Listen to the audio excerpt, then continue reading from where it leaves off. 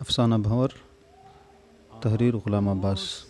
اللہ کے کچھ بندے ایسے بھی ہیں جن کے لیے صوم و صلات کا پابند ہونا ہی کافی نہیں ہوتا، بلکہ وہ اپنے مذہبی ولولوں کی تسکین کے لیے اس سے کہیں زیادہ ثواب چاہتے ہیں۔ ان کی تمنا ہوتی ہے کہ جس نور سے ان کا سینہ روشن ہے اس کی کرن دوسروں تک بھی پہنچے۔ وہ گمراہوں کی ہدایت کے لیے خطرناک جگہوں پر بھی جانے سے نہیں گھبراتے۔ انہیں نہ جان کا خوف ہوتا ہے نہ جگہ انسائی کا، بلکہ وہ اس کام کو فریضہ سمجھ کر ادا کرتے ہیں۔ حاجی شفاعت احمد خان اسی ہی دینداروں میں سے تھے۔ 50 کے لگ بھگ سن، بھاری بھرکم جسم مگر خوب گھٹا ہوا۔ معلوم ہوتا تھا کہ جوانی میں بھی کثرت سے شوق رہا ہوگا۔ حاجی صاحب صبح کو شہر کے ایک سرے سے جو گشت شروع کرتے تو شام ہوتے ہوتے پورے شہر کو جیسے کھنگال ڈالتے۔ ان کے جاننے والا کوئی شمار نہ تھا، قدم قدم پر الیک سلیک ہوتی رہتی۔ کبھی پاؤ گھنٹے سڑک کے کنارے ہی تلقین و ہدایت کا سلسلہ جاری رہتا، کبھی کوئی جان پہچان والا کسی ضرورت سے ساتھ لے جاتا، مگر گھنٹے 1.5 گھنٹے کے بعد وہ پھر گشت میں مصروف دکھائی دینے لگتے۔ وہ اپنی دینداری اور بزرگی کی وجہ سے بڑے ہر دل عزیز تھے، یہاں تک کہ ہر شہر کے حکام بھی ان کی عزت کرتے تھے۔ کبھی محلے کا کوئی آوارہ مزاج لڑکا جوا کھیلنے یا کسی اور فعل شنیع کے الزام میں پکڑا جاتا تو اس کا باپ حاجی صاحب ہی کی پناہ لیتا۔ ان کی رسوخ کی وجہ یہ بھی تھی کہ کسی زمانے میں وہ خود بھی شہر کے اہلکاروں میں سے تھے۔ شروع ہی سے وہ نیک دل اور منکسر المزاج واقع ہوئے تھے، سادگی سے زندگی بسر کرتے تھے۔ اس کا نتیجہ یہ تھا کہ انہوں نے ہر مہینے تھوڑی تھوڑی رقم پس انداز کر کے ایک چھوٹا سا گھر بنا لیا تھا۔ جب انہیں نوکری کرتے 20 برس ہو گئے تو آج کا شوق ہوا۔ اس فریضے سے فراغت پا کر ہنسی خوشی وطن لوٹے تھے کہ اچانک ایک المناک حادثہ ان پر گزرا۔ ان کا اکلوتا بیٹا جس کی عمر 18 برس کی تھی، ہیضہ کا شکار ہو کر 24 گھنٹے کے اندر اندر چل بسا، اور پھر اس کے 2 ہی دن بعد اس کی ماں بھی جیسے بیٹے کی تیمارداری میں چھوت لگ گئی تھی اس کے پاس پہنچ گئی۔ اس واقعے کا ان کے دل پر ایسا گہرا اثر ہوا کہ انہوں نے الائے کی دنیاوی سے منہ پھیر لیا اور پھر باقی عمر ہدایت اور تبلیغ کے لیے وقف کر دی۔ اسی زمانے میں ان کے سر میں یہ دھن سمائی کہ رنڈیوں کی اصلاح کی جائے، بلا کہبہ خانوں سے بڑھ کر مسیحت کے اڈے اور کون سے ہو سکتے ہیں۔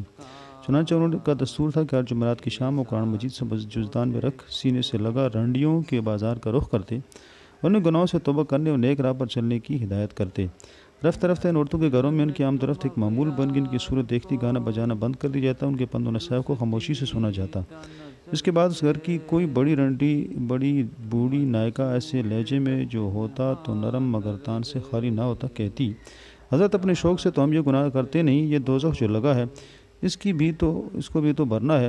آپ ہماری گزر بسر کا انتظام کر دیجئے، ہم آج ہی اس پیشے کو چھوڑے دیتے ہیں، مگر انتظام معقول ہونا چاہیے۔ ماما گیری تو ہم کرنے سے رہے اور یوں انہیں وقتی طور پر ٹال دیا جاتا، مگر کبھی کبھی ان گھروں میں حاجی صاحب کی تحقیر بھی خوب ہوتی اور انہیں گناہ اور بے حیائی کے ایسے منظر دیکھنے پڑتے کہ شرم سے نگاہیں جھکا لینی پڑتی۔ ایک دفعہ ایک کوٹھے پر کسی ضیافت کا اہتمام تھا، بدقسمتی سے حاجی صاحب وہاں پہنچ گئے۔ ان کو دیکھنا تھا کہ ایک کہبہ نے جس کے منہ سے شراب کے نشے میں رال ٹپک رہی تھی، لپک کر ان کے گلے میں باہیں ڈال دی، ان کی لمبی داڑھی کی پیدر پہ بوسے لینے شروع کر دی۔ پھر وہ لڑکھڑاتی ہوئی آواز میں بولی، اے میرے مجازی خدا، مجھے اپنے ساتھ لے چل، میں تیرے پاؤں دابوں گی، تیرے سر میں تیل ڈالوں گی، تیری داڑھی میں کنگھی کروں گی۔ اور جتنی کہبائن کی آشناک اس کوٹھے پر جمع تھی، اس منظر دیکھ کر مارے ہنسی کے لوٹ گئے۔ ایسے موقع پر وہ پیغمبروں اور ولیوں کی قصے یاد کرتے کہ کیسی ذلتیں اور ایذائیں انہیں رائے حق میں اٹھانی پڑی، اور اس طرح اپنے دل کو تقویت دے کر وہ پہلے سے زیادہ مستعدی کے ساتھ تبلیغ کا کام جاری رکھتے۔ رفتہ رفتہ وہ اس محلے میں خاصے بدنام ہو گئے۔ بعض دفعہ ہمارے لڑکوں اور اوباش لفنگوں کی ٹولی ان کی پیچھے ہو لیتی۔ یہ لوگ بالا خانوں میں بیٹھی ہوئی بیسواؤں کی طرف ہاتھوں سے طرح طرح کے اشارے کرتے، فوش آوازیں کستے اور حاجی صاحب کو اپنا لیڈر بنا کر مضحک نعرے لگاتے۔ انہی باتوں سے اکثر لوگ حاجی صاحب کو مجذوب یا سودائی سمجھنے لگے تھے۔ وہ اس کی توضیح بھی کرتے کہ اکلوتے جوان بیٹے کی موت سے ان کے دماغ میں خلل آ گیا ہے۔ ایک دن حاجی صاحب کے پاس ایک شخص خبر لائے کہ بازار میں 2 نئی رنڈیاں آئی ہیں، ایک کا نام گل ہے اور دوسری کا بہار۔ دونوں بہنیں ہیں، ایک ناچتی ہے اور دوسری گاتی ہے، دونوں اپنے فن میں ماہر ہیں، جس حسن بھی دونوں کا قیامت کا ہے۔ چند ہی روز میں سارے شہر میں ان کا چرچہ ہو گیا ہے، لوگ پروانوں کی طرح گر رہے ہیں۔ سنا ہے بینک کا ایک ملازم ان کو رام کرنے کے لیے بینک سے بہت سا روپے اڑا لایا ہے، مگر پولیس واقعے پر ان بیسواؤں کے گھر پہنچ گئی اور شخص کو نوٹوں کی گڑیوں سمیت پکڑ لیا گیا ہے۔ ایک نوابزادے نے جو کلاش ہو گیا تھا، اپنی محرومی پر ان کے مکان کی سیڑھیوں میں پستول سے خودکشی کر لی۔ غرض وہ ہنگامے ہوئے کہ ایک مدت سے سننے میں نہیں آئے تھے۔ لوگ کہتے تھے کہ یہ دوسری زہرا اور مشتری ہیں، جن کے سارے حسن سے انسان تو کیا فرشتے بھی محفوظ نہیں۔ حاجی صاحب نے مثلاً کچھ دنوں سے اس بازار میں جانا چھوڑ رکھا تھا، مگر اس نئے فتنے کا حال سنا تو فوراً کے دل میں ایک نیا جوش پیدا ہوا۔ انہوں نے دل میں کہا کہ ان عورتوں کو جلد سے جلد راہ راست پر لانا چاہیے، ورنہ خدا معلوم میں کتنے گھروں کو تباہ اور کتنے لوگوں کو ایمان کی غارت کر دیں گے۔ انہوں نے زور کی نماز پڑھی، قرآن شریف سینے سے لگا کر پوچھتے پوچھتے گل اور بہار کے پالا خانے پر پہنچ گئے۔ وہ دونوں رات بھر جاگنے کے بعد صبح کو جو سوئی تھی تو اب سپہر کے قریب جا کر بیدار ہوئی تھی۔ اتفاق سے اس وقت بوڑھی خاتمہ کے سوا گھر میں کوئی اور نہ تھا۔ انہوں نے اپنے سامنے سرخ سرخ آنکھوں والے ایک مجذوب پٹھان کو جو دیکھا تو ڈر کے مارے ان کی گیگی بن گئی۔ حاجی صاحب چند دموں تک حیرت سے ان کے حسن و جمال کو دیکھتے رہے، پھر وہ پرشفقت لہجے میں ان سے مخاطب ہوئے۔ میری بیٹیوں، مجھ سے ڈرو نہیں، میں کسی بری نیت سے نہیں آیا ہوں، میں تو تمہیں صرف یہ بتانے ہوں کہ تمہاری عیش و عشرت کی زندگی ایک دھوکہ ہے، اور یہ دھوکہ صرف اس وقت تک قائم ہے جب تک تمہارے گالوں میں خون کی چند بوندیں ہیں۔ ان کی تر و تازگی آخر کب تک باقی رہے گی؟ 5 سال، 7 سال، حد سے زیادہ 10 سال۔ اس کے بعد تم ایک قابل نفرت چیز بن جاؤ گے، اپنے اشاعت کی نظروں ہی میں نہیں، اپنے عزیز ترین رشتہ داروں کی نظروں میں بھی، یہاں تک کہ تمہاری اولاد کو بھی تم سے گھن آئے گی، اس لیے کہ تمہارا وجود ان کے لیے انتہائی شرمندگی کا باعث ہوگا۔ میری بیٹی، تمہاری جگہ یہ بالا خانہ نہیں ہے بلکہ کسی شریف گھر کی چاردیواری ہے، جہاں تم ملکہ بن کر رہو، جہاں تمہارا شوہر اور نگہبان اور محافظ ہو، تمہارے ناز اٹھائے اور تمہارے پسینے کی جگہ خون بہائے، اور جہاں تمہاری اولاد کے لیے تمہارے قدموں کے نیچے جنت ہو۔ یہ کہتے کہتے حاجی صاحب کی آواز رکت سے بھر آئی اور وہ اس سے آگے کچھ نہ کہہ سکے۔ دونوں بہنوں پر اس خوف و راز سے دور ہو گیا تھا، مگر ان باتوں کو سن کر وہ گمسم رہ گئی تھی۔ آخر بڑی بہن گلشن نے کہا کہ تمہارا حضرت، ہمارے ماں باپ نے ہم یہی پیشہ سکھایا ہے، اس میں ہمارا کیا قصور؟ حاجی صاحب نے اس دن ان سے کچھ اور کہنا مناسب نہیں سمجھا۔ انہوں نے کاغذ کے پرزے پر اپنے گھر کا پتہ لکھ کر ان کو دیا اور یہ کہہ کر چلے آئے کہ مجھے اپنا باپ سمجھو، اور جب کبھی کوئی مشکل پڑی یا میری ضرورت ہو تو اس پتہ پر مجھے خبر کر دو۔ اس واقعے کو 8 روز بھی نہیں گزرنے پائے تھے کہ ایک دن صبح ہی ایک تانگا ان کے مکان کے سامنے آ کر روکا۔ اس میں ایک عورت بیٹھی تھی جس نے سیاہ برقع اوڑھ رکھا تھا۔ تانگے میں 2 ٹرنک اور کچھ چھوٹی چھوٹی بکچیاں بھی تھیں۔ حاجی صاحب اس عورت کو اپنے مکان میں لے گئے اور اس کو سامان اندر پہنچا دیا گیا۔ یہ باہر تھی جو سچ میں طائب ہو کر آئی تھی۔ اس کی خوبصورت آنکھیں سوجی ہوئی تھی، معلوم ہوتا تھا کئی دن سے وہ روتی رہی ہے اور اب بھی اس کے آنسو تھمنے میں نہ آتے تھے۔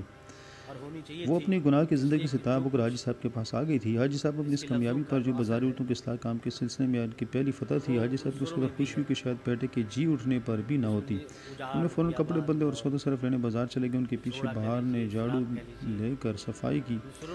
چولہا مدت سے راکھ سے بھرا تھا، اس کو صاف کیا، باورچی خانے کے فرش کو دھویا پونجا اور اپنے سگڑ پن سے ظاہر کر دیا کہ وہ حسن و جمال، علم و شستہ لب و لہجہ کے ساتھ ساتھ وہ امور خانہ سے بھی ناواقف نہیں۔ چند ہی دنوں میں بہار نے، جس کا نام اب حاجی صاحب نے بدل کر بلقیس بیگم رکھ دیا تھا، اپنی خدمت گزاری سے ان کو یقین دلایا کہ وہ سچے دل سے توبہ کر کے آئی ہے اور اگر کوئی شریف قدردان مل گیا تو ساری زندگی اس کے ساتھ نبھا دے گی۔ حاجی صاحب کی اس سے سچ مچ ایسی الفت ہوگی کہ جیسے باپ کو بیٹی سے ہوتی ہے۔ ادھر بلقیس بھی ان کا دل سے احترام کرتی، ان کے سامنے شریف گھرانوں کی لڑکیوں کی طرح ہمیشہ اپنی نظر نیچے رکھتی۔ اب حاجی صاحب کو بلقیس کے لیے کسی اچھے رشتے کی فکر ہوئی، کیونکہ وہ یہ خوب سمجھتے تھے کہ لڑکی کا اصل کار اس کے شوہر کا ہی ہوتا ہے۔ سرکاری ملازمت کے دوران میں حاجی صاحب کا ایک رفیق کار رحمت علی ہوا کرتا تھا۔ وہ حاجی صاحب کی بڑی عزت کرتا تھا، یہ بھی اس سے بھائیوں کی طرح پیش آتے تھے۔ وہ تو مدت ہوئی مر چکا تھا، مگر اس کے لڑکے انور نے حال ہی میں انجینئرنگ کا امتحان پاس کیا تھا اور اسے ایک معقول سرکاری ملازمت مل گئی تھی۔ انور حاجی صاحب کو تایا ابا کہا کرتا اور اکثر ان سے ملنے آیا کرتا تھا۔ ابھی چند روز ہوئے کہ وہ اپنی اس کامیابی کی اطلاع دینے آیا تھا۔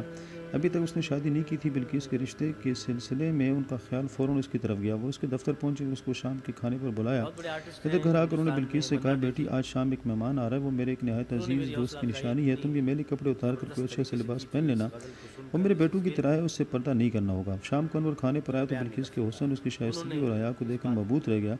حاجی صاحب نے اس کو بلقیس کی بابتہ سنائی اور اس سے کوئی بات چھپا نہ رکھی۔ دوسرے دن وہ پھر آیا، تیسرے دن پھر دن میں 2 مرتبہ آنے لگا اور آخر مہینے میں نہ گزرنے پایا تھا کہ ان دونوں کی شادی ہو گئی۔ انور اور بلقیس کی خوب گزر ہونے لگی۔ وہ دونوں اکثر حاجی صاحب سے ملنے آیا کرتے۔ انور اپنی بیوی کی فریفتگی کے حد تک چاہتا تھا۔ ادھر بلقیس بھی دل و جان سے اس پر فدا تھی۔ اس کے ساتھ ہی وہ حاجی صاحب سے بھی ایسی الفت کرنے لگی تھی گویا وہ سچ مچ اس کے باپ ہیں، اور پھر یہی تو تھے کہ جن کے طفیل وہ گمراہی کے گڑھے سے نکلی تھی۔ جب 1 سال گزر گیا تو انور کی تبدیلی کسی اور شہر ہوگی۔ حاجی صاحب میاں بیوی کو اسٹیشن پر رخصت کرنے آئے تو جدائی کے خیال سے روتی روتی بلقیس کی ہچکی بن گئی۔ حاجی صاحب نے بڑی تسلیاں دے کر اس رخصت کیا اور باقاعدگی سے ہر مہینے حاجی صاحب کو خط لکھتی، جس میں اس کی اور انور کی خیریت اور گھر کے حالات کی تفصیل سے لکھے ہوتے۔ اس کے ان خطوں میں ایک بلبل کی سی چہچہاہٹ تھی۔ ان کے خطوں کا سلسلہ کوئی 2 برس تک جاری رہا۔ اس کے بعد جو خطوط آئے ان کا لہجہ اچانک سنجیدہ ہو گیا۔ حاجی صاحب نے اس تبدیلی کو بلقیس کی بڑھتی ہوئی عمر کے تقاضے پر محمول کیا۔ آخر تیسرے سال ایک خط جسے پڑھ کر وہ بھونچکا رہ گئے لکھا تھا، ابا جان تسلیم، مجھے افسوس ہے کہ یہ خط پڑھ کر آپ کو صدمہ پہنچے گا۔ میں نے عرصے تک اس معاملے کو آپ سے چھپائے رکھا تاکہ آپ کو دکھ نہ ہو، لیکن اب بات اس حد تک بڑھ گئی ہے کہ اس کا چھپانا ناممکن ہے۔ اور میں سمجھتی ہوں کہ اس میں میرے شوہر انور کا کچھ قصور نہیں، اس کی تمام ذمہ دار ان کے رشتہ داروں پر ہے جو ہر روز آ کر من کے کان بھرتے رہتے ہیں۔ ان لوگوں کو کسی نہ کسی طرح میری پچھلی زندگی کا حال معلوم ہو گیا ہے اور وہ مجھ سے سخت نفرت کرنے لگے اور برملا تانے دیتے ہیں۔ چونکہ بدقسمتی سے عرصے میں میری کوئی اولاد بھی نہیں ہوئی جو شاید انور کو مجھ سے قریب تر کر دیتی، اس لیے یہ لوگ اب اس کی کوشش میں ہیں کہ انور میاں سے مجھے طلاق دلوا دیں۔ میں نے اس لڑکی کو بھی دیکھا جس کو وہ ان کے پلے باندھنا چاہتے ہیں، اچھی شریف لڑکی ہے، بیچاری صورت شکل کی بھی بری نہیں۔ اب میری آپ سے التجا ہے کہ اس سے پہلے کہ یہ لوگ مجھے دھکے دے کر نکال دیں، آپ خود آئیں اور مجھے طلاق دلوا کر لے جائیں۔ آپ کی بیٹی بلقیس۔ حاجی صاحب کو یہ حال معلوم ہوا تو وہ سب غصے میں ہوئے اور سیدھے جا کر انور کے گھر پہنچے اور وہاں سے جو کچھ اس نے مہر میں بنوایا تھا سب کچھ وہاں سے لے کر تانگے میں رکھا اور سیدھا بلقیس کو اپنے گھر لے آئے اور انہیں انور سے طلاق دلوا دی۔ بلقیس اب پھر حاجی صاحب کے پاس رہنے لگی۔ حاجی صاحب کو اب پھر اس کے رشتے کی فکر ہوئی اور ابھی 3 مہینے بھی نہ گزرے تھے کہ انہوں نے اس کے لیے ایک اور شوہر تلاش کر لیا۔ اب کے جو آدمی چنا گیا وہ انور کی طرح نہ تو کم عمر تھا، نہ زیادہ تعلیم یافتہ، ورنہ اس کا تعلق کسی اونچی گرانے سے تھا۔ وہ میوے کا کاروبار کرتا تھا، آئے دن دساور سے میزے کی بھری ہوئی لاریاں اس کی آتی رہتی تھی۔ شہر کے میوہ فروشوں میں اس کی بڑی ساکھ تھی۔ یہ میوہ فروش جس کا نام ربانی تھا، رنڈوا تھا اور کسی نیک بیوہ سے عقد کرنا چاہتا تھا۔ حاجی صاحب نے حق مار کے طور پر 5,000 روپے نقد اور ایک مکان بلقیس کے نام سے لکھوانے کی شرط پیش کی، جسے اس نے بلا حیل و حجت منظور کر لیا تھا۔ دراصل یہ میوہ فروش بہار کے پرانے مگر ناکام عاشق میں سے تھا۔ جب بہار بازار سے غائب ہوئی تھی تو وہ سخت پریشان ہوا تھا۔ پھر کچھ دن بعد اس نے سنا کہ حاجی صاحب نے اسے کسی انجینئر سے بیاہ دیا تو ایک آہ ساتھ بھر کر رہ گیا۔ اب جو اسے اس طلاق کا حال معلوم ہوا تو اس کے دل میں پھر بہار کی آرزو تازہ ہو گئی اور اس نے جلدی منت خوشامد سے حاجی صاحب کو اس رشتے پر آمادہ کر لیا، مگر حاجی صاحب نے جب تک پورا حق مار وصول نہ کر لی میں فروش کو بلقیس کی شکل تک نہ دیکھنے دی۔ بلقیس نے ایک اطاعت مند بیٹی کی طرح حاجی صاحب کی تجویز کی ہوئے رشتے کو صبر شکر سے قبول کر لیا اور دونوں کی خاصی گزر ہونے لگی۔ یہاں تک 1 سال ایسی خوشی میں گزر گیا، مگر یہ میوہ فروش طبعاً عیاش واقعہ ہوا تھا۔ شادی کے بعد کچھ عرصہ تو وہ اس سے بڑی عزت کے ساتھ پیش آتا رہا، مگر جلدی اس کے رویے میں تبدیلی آ گئی۔ وہ اس سے ایسا سلوک کرنے لگا گویا وہ اس کی داشتہ ہو۔ وہ مثل تھا کہ بلقیس رات بھر اس کے ساتھ جاگے اور شراب نوشی میں شریک ہو۔ پھر وہ اس کا بھی متمنی تھا کہ آئے دن دوستوں کی دعوتیں ہوں اور بلقیس تاکہ گھری کی خدمت انجام دے اور وہ دوستوں سے یہ کہہ سکے یہی تھا وہ لال بے بہا جس کی ایک جھلک دیکھنے کو دنیا ترستی تھی اور اب میں تنہا اس کی قسمت کا مالک ہوں۔ مگر بلقیس نے اس کی ان خواہشوں کو سختی ساتھ رد کر دیا۔ وہ اس کے دوستوں کی ضیافتوں ان کی میخواری سے تدارس نہ کرتی مگر خود کبھی ان کے سامنے نہ آتی۔ رفتہ رفتہ میاں فروش کا دل گھر سے اچاٹ رہنے لگا اور یہ محفلیں اب اوروں کی یہاں منعقد ہونے لگی۔ میاں بیوی کے تعلقات کشیدہ رہنے لگے، کئی مرتبہ گالی گلوچ تک نوبت پہنچی۔ آخر ایک دن میاں فروش نے شراب کے نشے میں بلقیس کو اس قدر پیٹا کہ وہ کئی دن تک بستر سے نہ اٹھ سکی۔ حاجی صاحب کو میاں بیوی کے ناچاکی کا علم تھا، مگر جب انہیں اس مار پیٹ کی خبر ہوئی تو ان کی آنکھوں کے آگے اندھیرا آ گیا۔ وہ اسی وقت میاں فروش کے گھر پہنچے اور بلقیس کو اپنے ہمراہ لیے آئے۔ میاں فروش نے معافی مانگی، منت سماجت کی، مگر حاجی صاحب پر کچھ اثر نہ ہوا۔ انہوں نے کہا اگر تم نے فوراً طلاق نہ دی تو میں تمہارے خلاف چارہ جوئی کروں گا۔ میاں فروش حاجی صاحب کے اثر رسوخ کو بخوبی جانتا تھا، مقدمہ بازی سے خائف ہو کر ناچار طلاق دینے پر آمادہ ہو گیا۔ اب بھی بلقیس سال بھر تک حاجی صاحب کے گھر پر رہی۔ جب کبھی حاجی صاحب اس کے رشتے کا سوال اٹھاتے تو وہ تنو کر کہتی ابا جان آپ کو میری کیوں فکر رہتی ہے، میں آپ پر بھاری ہوں کیا؟ مگر ایک دور اندیش باپ کی طرح حاجی صاحب نہیں چاہتے تھے کہ بلقیس زیادہ عرصے گھر میں بیٹھی رہے۔ علاوہ اس کا مطلب یہ ہوتا کہ وہ اپنے اصلاحی کام میں ناکام رہے۔ ان کو منصوبہ ناقابل عمل ثابت ہوا، مگر ایک مرتبہ فتح حاصل کر کے اب وہ کسی طرح شکست کے لیے تیار نہ تھے۔ چنانچہ انہوں نے اس کی شادی کی فکر دامنگیر ہوئی اور بلقیس کچھ تو حاجی صاحب کے اصرار سے اور کچھ اپنے مستقبل کے خیال سے تیسری مرتبہ شادی پر پھر رضامند ہو گئی۔ اب کہ حاجی صاحب نے شوہر کے انتخاب میں انتہائی حزم و احتیاط سے کام لیا اور مہینوں اس کے مزاج اور چال چلن کے بارے میں تفتیش کرتے رہے۔ یہ ایک نوعمر شخص تھا جو کسی دفتر میں معمولی کلرک تھا۔ اندرجہ کم سخن، بولا بالا، ناک نقشہ بھی اچھا تھا، البتہ ہاتھ پاؤں کا ذرا دبلا تھا۔ سارے دفتر اس کی سادگی مزاج اور اطاعت گزاری کا معترف تھا۔ ایسے داماد کو پا کر حاجی صاحب پوری طور پر مطمئن ہو گئے۔ ادھر بلقیس نے بھی خوشی خوشی اسے قبول کر لیا، البتہ اس بات کی ذرا خلش تھی کہ وہ عمر میں اس سے 5 سال بڑی تھی۔ اس دفعہ حاجی صاحب نے اونچے خاندان اور روپے پیسے کا لالچ نہیں کیا تھا، بلکہ مسلکاً غریب شوہر چنا تھا، اور پھر روپے کی ضرورت بھی کیا تھی کیونکہ پچھلے مہروں کی رقمیں، گھر کا سامان، زیور، کپڑا لتا پہلے ہی وافر تھا۔ اس کلرک کا نام منیر تھا، اس کے آگے پیچھے کوئی نہ تھا، کم عمر ہی میں ماں باپ کا سایہ سر سے اٹھ گیا تھا۔ کچھ دور کے رشتہ دار تھے مگر وہ اس سے خرچ کا بوجھ اٹھانے کو تیار نہ تھے۔ اور اس نے یتیم خانے میں پرورش پائی تھی۔ بلقیس اور منیر خوشحالی اور فارغ البالی سے زندگی بسر کرنے لگے۔ رفتہ رفتہ محبت کے بندروں میں انہوں نے ایک دوسرے کو جکڑ لیا، بلکہ اس کو ایسا محسوس ہو کہ جو خوشی انور سے علیحدگی کے بعد اس سے چھین لی گئی تھی وہ اس سے پھر مل گئی۔ ادھر منیر بھی آٹھوں پیر اس کا دم بھرتا تھا، وہ ایسا سارا نوجوان تھا کہ کسی قسم کا نشہ یا بری لت اس کو نہ تھی۔ دفتر سے چھٹی ملتے ہی سیدھا گھر کا رخ کرتا اور پھر بیوی کی قربت میں ایسا کھو جاتا کہ دوسرے دن دفتر جانے کے وقت سے ہی گھر سے نکلتا۔ دن پر دن گزرتے کے ہفتے، مہینے اور پھر سال، دونوں کی محبت بڑھتی چلی گئی۔ اب حاجی صاحب بھی بہت ضعیف ہو گئے تھے، تبلیغ و ہدایت کا وہ پہلا سا جوش و خروش ان میں نہیں رہا تھا۔ گھر سے کم ہی باہر نکلتے، مگر ان کو اطمینان تھا کہ بالآخر ان کی نکاح محنت ٹھکانے لگ گئی۔ اس طرح 5 سال گزر گئے۔ اس دوران میں منیر کو نوکری کے سلسلے میں کئی جگہ تبدیلیوں کا جانا پڑا، مگر وہ جہاں کہیں بھی جاتے بلقیس حاجی صاحب کو اپنی خیر و عافیت کی اطلاع دیتی رہتی۔ ایک دن حاجی صاحب کو خط ملا جسے پڑھ کر اچانک ایک مرتبہ پھر دنیا ان کی آنکھوں میں اندھیر ہو گئی۔ بات یہ تھی کہ منیر کی صحت پچھلے سال سے دھیرے دھیرے گرنی شروع ہو گئی تھی۔ منیر کا ہر وقت گھر میں پڑے رہنا، کھیل تفریح میں حصہ نہ لینا اس کی تندرستی کے لیے ذرا رساں ثابت ہوا۔ اسے ہلکا ہلکا بخار رہنے لگا تھا اور کبھی کبھی کھانسی بھی اٹھنے لگی تھی۔ ڈاکٹروں کی رائے تھی کہ یہ ابتدائی دگ کے آثار ہیں، اور انہوں نے مشورہ دیا تھا کہ دفتر سے طویل رخصت لے لی جائے اور کسی صحت افزا پہاڑی مقام پر رکھا جائے۔ خط کے آخری سطور یہ تھی: لیکن میرے پیارے بجان، آپ اس خبر سے زیادہ پریشان نہ ہوں۔ ڈاکٹر نے کہا کہ منیر میاں سال بھر باقاعدہ علاج کرانے سے تندرست ہو جائیں گے۔ میں خود ان کی ذمہ داری کروں گی، وہ جس صحت افزا مقام پر وہ رہیں گے میں ان کے ساتھ رہوں گی۔ شفا تو اللہ نے چاہا میں ضرور ہو جائے گی، مگر اس میں 300-400 روپے ماہوار اٹھے گا۔ سو اس کی آپ فکر نہ کریں، وہ جو میرے نام کا مکان ہے اسے فروخت کر دیں۔ آخر جائیداد اسی قسم کی ضرورت ہی کے لیے تو ہوتی ہے۔ جان ہے تو جہان ہے۔ امید ہے کہ آپ ان تمام باتوں کا جواب مفصل لکھیں گے یا خود تشریف لائیں گے۔ آپ کے دیدار کے تعلق بلقیس۔ اس خط کو پڑھ کر حاجی صاحب گمسم رہ گئے۔ اچانک دل میں ایک ایسا ذوق محسوس ہوا گویا ان کا آخری وقت آ پہنچا ہو۔ 2 دن تک وہ گھر سے باہر نہ نکلے۔ تیسرے دن جب ذرا طبیعت سنبھلی تو لاٹھی ٹیکے ہوئے اٹھے اور جائیداد کی فروخت کے سلسلے میں کسی دلال کی تلاش میں نکلے۔ قدم گھر سے باہر رکھا ہی تھا کہ ایک تانگا ان کے گھر کے دروازے کے سامنے آ کر رکا۔ اس میں ایک برقع پوش خاتون بیٹھی تھی، ساتھ کچھ سامان تھا، 2-3 ٹرنک، ایک اٹیچی کیس۔